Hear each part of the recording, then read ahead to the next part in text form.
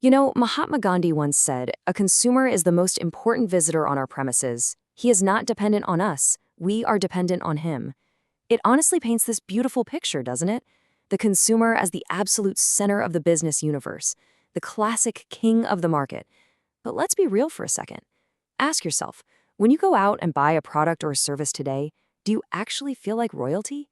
Or do you sometimes feel like you're, well, just another target for a quick profit? Welcome to This Explainer. Today, we are going to bridge that massive gap between Gandhi's ideal and the gritty reality of our modern marketplace. We're unpacking the absolute essential concepts of consumer protection.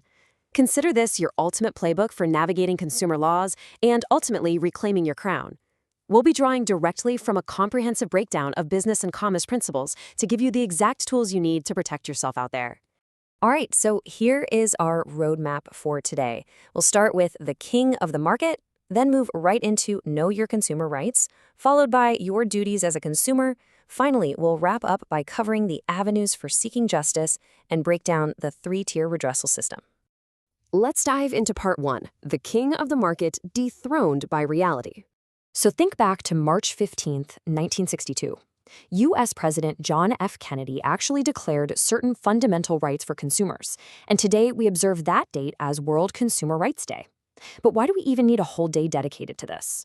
Well, theoretically, production revolves around giving maximum satisfaction to you, the consumer. But as we all know, theory and practice are two very different things. This day serves as a stark, annual reminder that in today's highly competitive seller's market, consumers are routinely cheated, exploited, and honestly just left out to dry. So why are we all so vulnerable? Well, for starters, consumers are unorganized and widely scattered, whereas sellers are these powerful, highly organized corporate machines. It's incredibly tough for an individual to fight a giant alone. Then you have a market that is just flooded with spurious and duplicate goods, making it so hard for an ordinary person to spot a dangerous imitation. Combine all of that with misleading advertising, a sheer lack of adequate information, and malpractices like black marketing and adulteration, you start to see exactly why the modern consumer desperately needs a statutory shield. Which brings us perfectly to Section 2, Know Your Consumer Rights, your royal arsenal.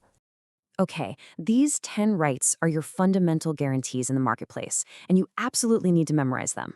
Ready? First up, you have the right to safety against hazardous products, then the right to information so you aren't flying blind on quality or price, and the right to choose freely from a variety of options. But what if things go wrong? Well, you have the right to be heard, the right to represent your own interests, even without a fancy professional advocate, and the absolutely crucial right to redress. That means you can actually demand a repair, replacement, or compensation. Rounding out your arsenal, you've got rights to consumer education, a healthy environment, protection from unfair business practices, and a specific statutory shield against those dangerous, spurious goods we were just talking about. Now for Section 3, your duties as a consumer, wearing the armor. Here is the catch, though. With great power comes great responsibility. A true king must actually put on their armor to be fully protected. So let's slow down for a second, because these are highly actionable steps for you to use.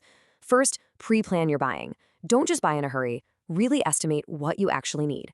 Second, be a cautious consumer. Please don't compromise on quality just because you're greedy for a lower price. Look for quality symbols like FSSI or Hallmark, and don't fall blindly for exaggerated ads. Third, and I cannot stress this enough, demand documentation. Always ask for the invoice and check the details on your guarantee or warranty cards. If you don't have these, you literally cannot fight a dispute. And finally, actually file a complaint. If you have a grievance, act quickly to resolve it. Ignoring a dishonest act just encourages more unethical business practices. All right, let's move on to Section 4. Avenues for seeking justice. Calling the cavalry. Let's say you did everything right, but you still got cheated. What happens next? Well, one really fascinating avenue is the Lok Adalat, or the People's Court. Forget the massive, drawn-out, insanely expensive legal battles you see on TV. This is an incredibly effective and economical system established by the government to settle disputes quickly by compromise. You can approach them directly, hash out issues right there on the spot, and get decisions immediately. Major organizations like the railways, electricity boards, and insurance companies hold regular Lok Adalats just to clear out consumer grievances fast. Then we have public interest litigation, or PILs for short. This is brilliant because it allows for legal action regarding a matter of general public interest. It's a setup where any person can approach a court of law in the interest of society, even if they aren't the ones personally affected. For instance, a non-governmental organization can file a bill to ban a product that is proving injurious to public health. It's just a fantastic way to provide legal remedies to unrepresented groups and protects the market at large. And finally, Section 5, the three-tier redressal system under the Consumer Protection Act 2019. So while older laws like the Sale of Goods Act or the Essential Commodities Act existed, they didn't always provide complete justice. Because of that, the Consumer Protection Act of 2019 stepped in and created a dedicated, simple, speedy, and inexpensive three-tier quasi-judicial machinery that actually scales directly with your needs. Let's break this down.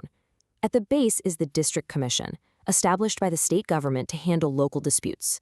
To ensure serious legal oversight, it's overseen by someone qualified to be a district judge. Now need to appeal or have a much higher value claim? You move up to the State Commission, which is presided over by a sitting or retired high court judge. And at the absolute top, the National Commission, an apex body led by a Supreme Court judge. So depending on the value of the goods and the compensation claimed, you have a structured, dedicated path to justice at every single level. We've definitely covered a lot of ground today.